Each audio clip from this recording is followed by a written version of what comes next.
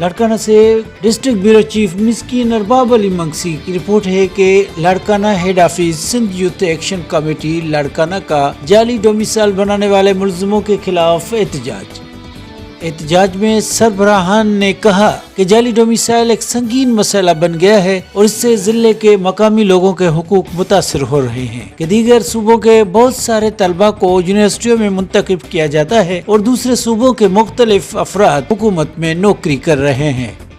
जो ओहदेदार जाली डोमिसाइल बनाने में मुलविस हैं उन्हें यूथ एक्शन कमेटी के जरिए जाली डोमिसाइल मौसूल होने पर बेनकाब करेंगे। लिहाजा दूसरे सूबों से ताल्लुक रखने वाले अफराद के डोमिसाइल की तस्दीक शुरू कर दी जानी चाहिए। मजीद ये कि जाली डोमिसाइल जारी करने वाले मुलजमान के खिलाफ कार्रवाई की जानी चाहिए। इसके नतीजे में मकामी लोगों के हुकूक का तहफ़्फ़ुज़ किया जा सकता है और इसकी जमानत दी जा सकती है कि मज़कूरा बाला तहफ़्फ़ुज़ात को जल्द अज जल्द हल किया जाए।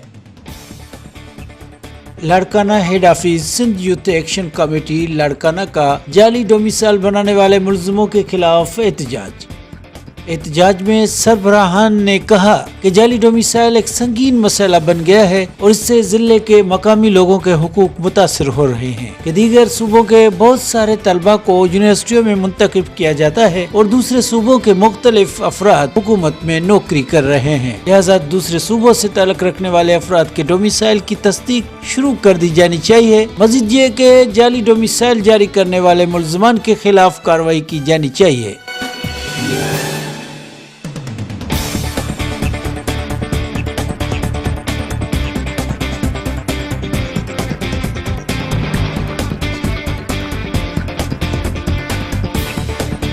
अॼु तव्हांजे हिन एहतजाज जो छा मुतालबो आहे?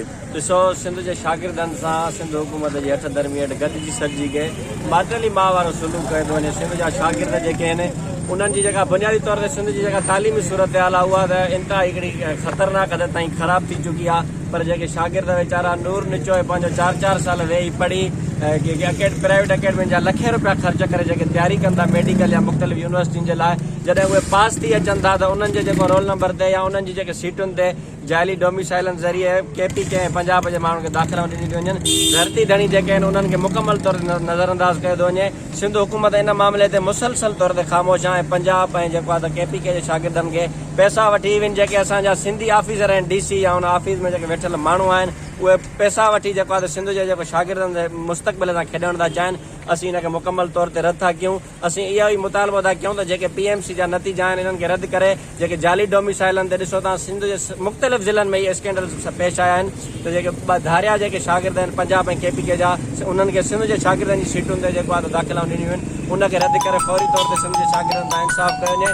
ॿी सूरत में जेको आहे असीं सूबेगिर एहतजाज जो सॾु ॾींदासीं। गॾोगॾु जेको लाह जे शागिर्दनि जो पिणु इशू थो हले, सिंध यूनिवर्सिटी में जेको आहे बग़ैर दाख़िला जे सरमाएदार वॾेरनि जागीरदारनि जी औलाद खे जेको आहे दाख़िलाऊं ॾिनियूं वियूं आहिनि। कानून जे शागिर्दनि सां इंसाफ़ कोन थो थिए। गॾोगॾु मेडिकल जे शागिर्दनि सां सिंध हुकूमत आख़िर चाहे छा थी त माना हीअ जेके सिंध जा नौजवान आहिनि इहे ख़ुदकशियूं कनि, इहे धाड़ेल थियनि, इहे चोर थियनि। असांखां आख़िरकार छो असां हेॾी वेसा घाती कई थी वञे? असीं हिन धरती जा वारिस आहियूं, असीं लतीफ़ जा पांधीअड़ आहियूं। असांखे एॾो असांजो ज़ुल्म एॾो जबर छो थो कयो वञे? असांखे तालीम त हिकु तव्हां कोन था ॾियो। जेकॾहिं असां पंहिंजो नूर निचो आहे, महिनतूं करे 4-4, 5-5 साल जेकॾहिं असां पढ़ी तालीम जेको आहे हासिलु कयूं था ऐं असांजे जेको आहे हक़नि ते तव्हां धारियनि खे भर्ती था कयो, उन्हनि खे दाख़िलाऊं था ॾियो, असीं हिनखे मुकमल तौर ते रद्द था कयूं त जेके बि धारिया जाली डोमिसाइल में जिन खे दाख़िलाऊं मिलियूं हिते भर्ती थिया आहिनि उन्हनि खे मुकमल तौर ते रद्द कयो वञे। ॿी सूरत में सॼी सिंध अंदरि असीं एहतजाज जो दायरो वधाईंदासीं। साईं, तव्हांजो हिन एहतजाज जो छा मुतालबो आहे? साईं, असांजो मुतालबो हिकु ई आहे, तव्हां असांखे न पाणी ॾिनो, कॾहिं न असांखे तव्हां तालीम ॾिनी, न असांखे तव्हां सिहत ॾिनी। असांजी पंहिंजी हिकु ख़ुदमुख्तियारी जी तालीम हुई उहा बि तव्हां असांखां खसे भरियो। PMC जे हिकु त तव्हां मतिलबु मेडिकल टेस्ट वग़ैरह PMC में इशू करायो, उनखां बाद में तव्हां असांजे सिंधी नौजवाननि जा हक़ खाधा। तव्हां असांखे कुझु ॾिनो त न रहंदो असांखां, तव्हां असांजी पंहिंजी सिंध जी आवाम खां तव्हां हमेशह वरितो आहे। असांखे गवर्नमेंट खां ॿियो कुझु बि मुज़ाहिरो न आहे।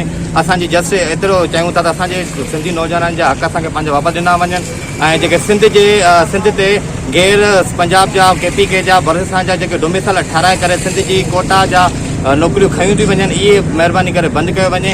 असांजो पुरमन एहतजाज इन जो ई आहे। असां सिंध एक्शन कमेटी तरफ़ां पूरी सिंध ऑल ओवर सिंध में इहो ई मुज़ाहिरो आहे त सिंधी जो बोगस डोमिसाइल बंदि कयो ऐं PMC खे असां रिजेक्ट था कयूं। असांजे ॿारनि जा, असांजे नौजवाननि जा हक़ खाधा विया आहिनि पंजाब हुकुमराननि, ऐं असां पंहिंजी हुकूमत असां त हिनखे चवणु त न घुरिजे, इन्हनि त असांखे कॾहिं कुझु ॾिनो ई न आहे। पोइ बि असां तव्हांखे हिकु रिक्वेस्ट कयूं था, हिन खां अगरि इहा असांजी रिक्वेस्ट क़बूल न कई वई, अगरि असां तव्हांजे हिन नंढे मुज़ाहिरे खे तव्हां सक्सेसफुल न बणायो, असांजा हक़ असांखे न ॾिना विया, त पूरी सिंध में ऑल ओवर असां वॾो मुज़ाहिरो कंदासीं।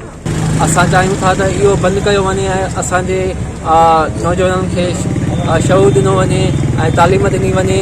सिंध हुकूमत खां असां इहो मुतालबो कयूं था त महिरबानी करे असांखे तालीम नथा ॾेई सघो त असांजे हक़नि ते दाड़ा बि हणणु बंदि कया वञनि ऐं